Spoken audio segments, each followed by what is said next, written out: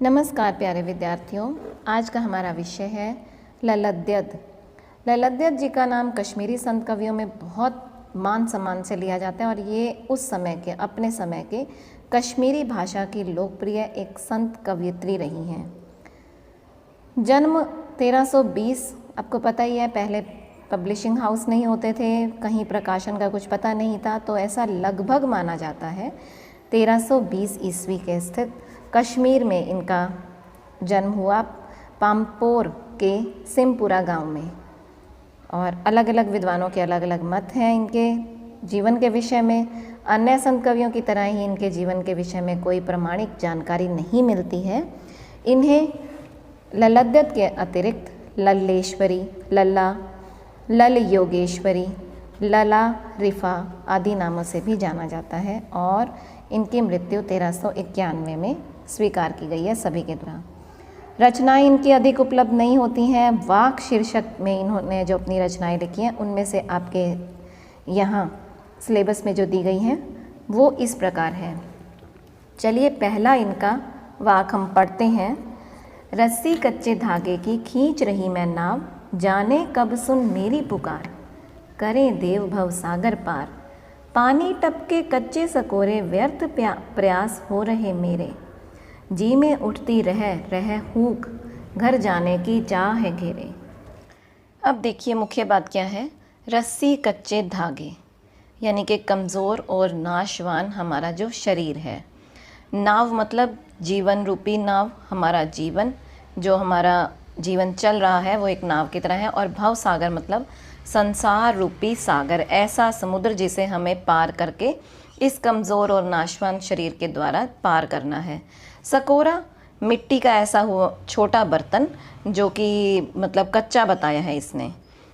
Hook जिसे अभी सकोरा मतलब मिट्टी का ऐसा कच्चा बर्तन जिसे पकाया नहीं गया है, जिसमें से पानी टपकता रहता है। जैसे कि हमारे श्वास प्रतिदिन प्रतिक्षण श्वास हमारे निकलते जा रहे हैं और हमारा जीवन कम होता जा रहा है।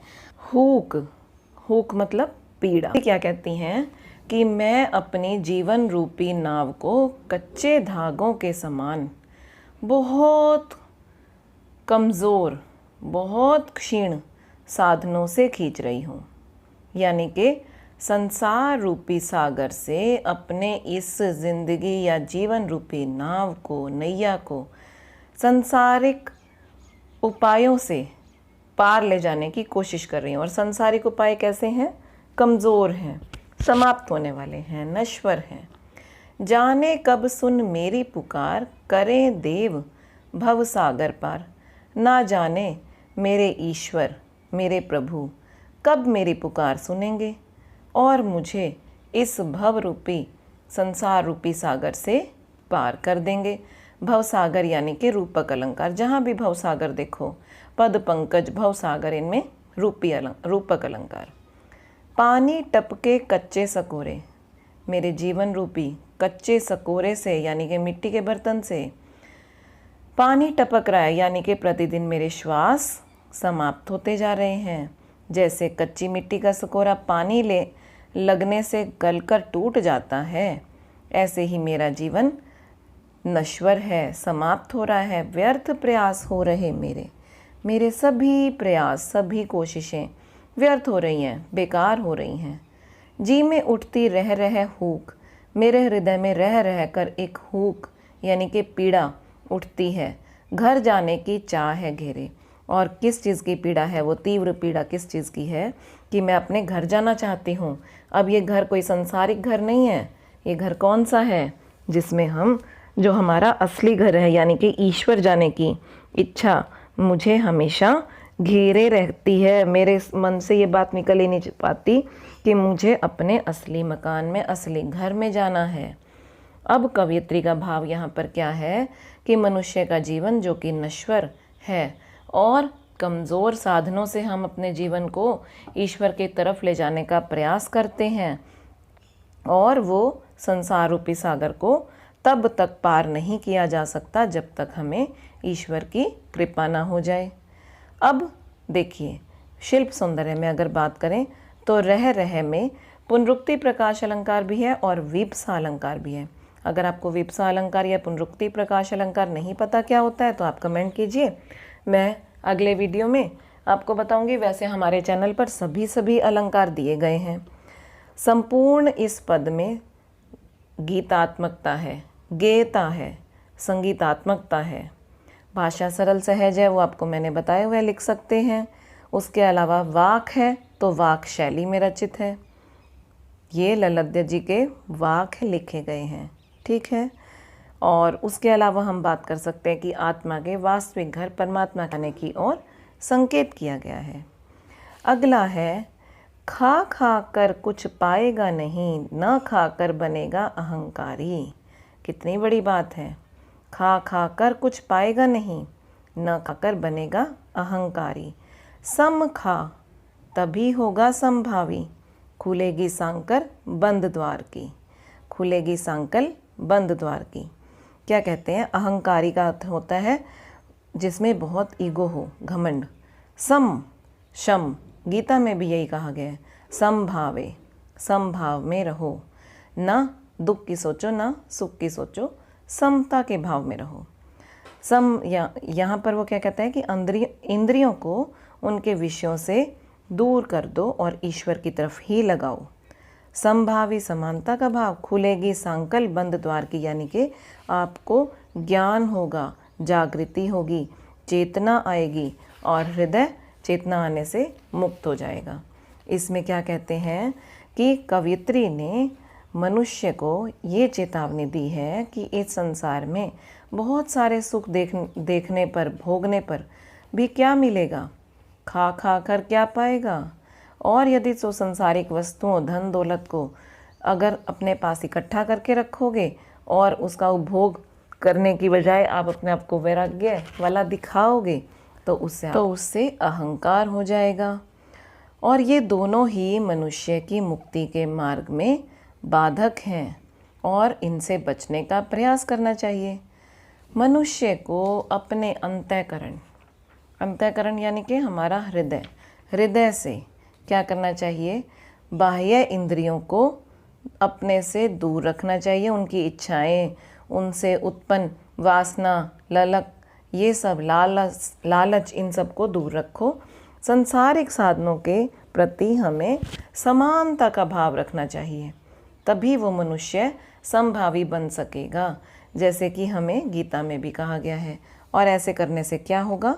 चेतना का विकास होगा, उसे मुक्ति की प्राप्ति होगी और मनुष्य को ये जो मोह माया के बंधन हैं वो रोक नहीं पाएंगे।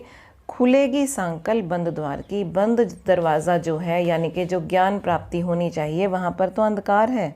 वो सांकल यानी कि वो कुंडी खुल जाएगी और ज्ञान प्राप्त हो जाएगा। देखिए, बंद द्वार क्या है? चेतना का प्रतीक है। बंद द्वार यानी कि जो हमारी रुकी हुई चेतना है, जो हमारा रुका हुआ ज्ञान है, उसका प्रतीक है। सम में यमक अलंकार है। कैसे यमक अलंकार है? सम खा तभी समभावी होगा। सम समानता का खा तभी समभावी, तो 2 बार सम आया इसलिए, और उनके अर्थ अलग अलग हैं इसलिए यमक अलंकार है। खा कर जो है यहाँ पर पुनरुक्ति प्रकाश अलंकार है। वाक शैली है, अभी आपको बताया, ठीक है। तो अब अगला करते हैं। इसका शिल्प सौंदर्य आपको समझ आ ही गया होगा। मुख्य अलंकार मैंने आपको बता दिए हैं। मोक्ष प्राप्ति की ओर संकेत किया गया है। आई सीधी राह से गई न सीधी राह, सुषुम सेतु पर खड़ी थी बीत गया दिन आह।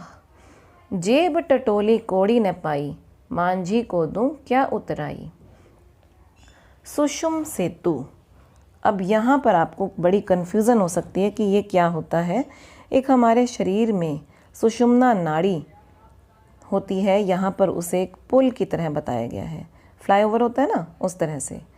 हठ योग साधना जो होती है उसमें क्या होता है, ईड़ा और पिंगला को सुषुम्ना नाड़ी से, देखिए शरीर की 3 प्रधान नाड़ियों में से एक नाड़ी क्या है, सुषुम्ना, जो हमारे नाक के बीच में से ब्रह्मरंध्र यानी कि ऊपर, जो हमारे सिर के बिल्कुल ऊपर होता है, जहाँ पर हमारा सिर ख़त्म होता है। जो आप, कहीं भी छोटा बच्चा होता है तो उसे हम छूते हैं तो उसकी माथे के थोड़ा सा आगे जाकर सिर पर बहुत सॉफ्ट सा होता है। वो काफ़ी बाद में जाकर पकता है, कुछ समय लगता है उसे पकने में, तो वो पक्का हो जाता है। वो ब्रह्मरंध्र होता है, वो स्थान ब्रह्मरंध्र माना गया है। ऐसा मुझे भी ज़्यादा ज्ञान नहीं है, लेकिन मैंने ऐसा पढ़ा है। जेब टटोली, जेब टटोली यानी कि चेक किया, आत्मलोचन किया, स्वयं को चेक किया। कोड़ी ना पाई, कुछ भी प्राप्त नहीं हुआ। कोड़ी मतलब बिल्कुल कुछ भी प्राप्त नहीं हुआ।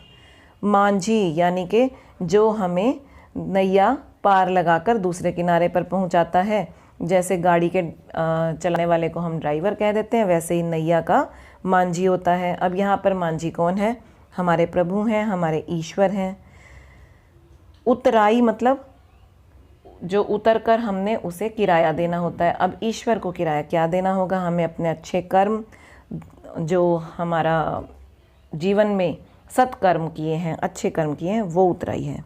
अब इस पद में जो ललद्यत जी हैं वो कहती हैं, मनुष्य इस संसार में सीधे रास्ते से आता है, उस समय उसके मन में कोई छल कपट कुछ ऐसा नहीं होता है, लेकिन संसार में आने पर वो ईश्वर से अलग हो जाता है, बुरे कर्मों में लिप्त हो जाता है।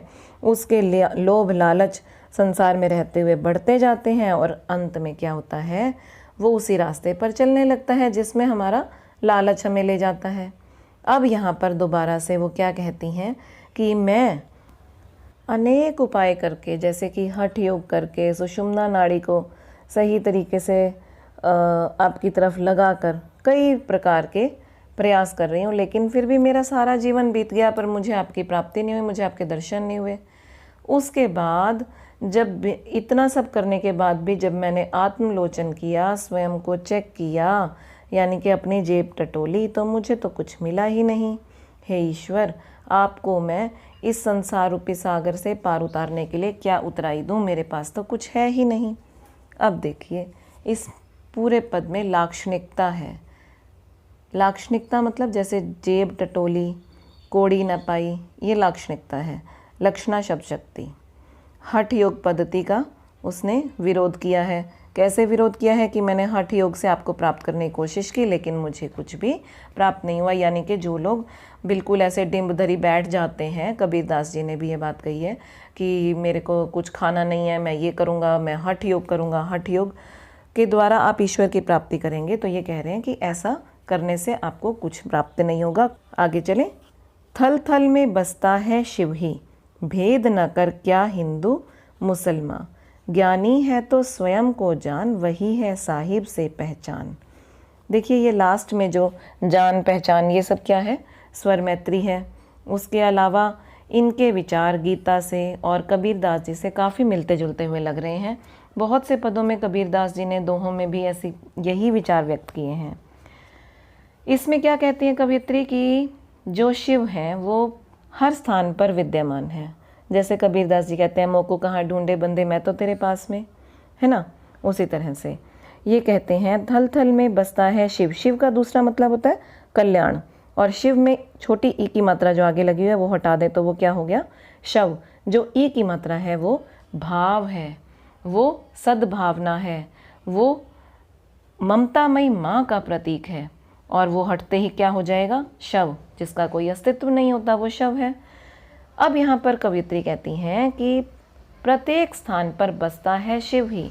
हर स्थान पर ईश्वर का वास है, यानी कि शिव का वास है, यानी कि कल्याण ही कल्याण है। भेद ना कर क्या हिंदू मुसलमान। इसमें हमें भेदभाव नहीं करना चाहिए कि हिंदू है तो वो मेरा हो गया, या मुसलमान है तो मेरा हो गया, या ये हिंदू पराया हो गया मुसलमानों के लिए। ऐसा भेदभाव नहीं करना चाहिए।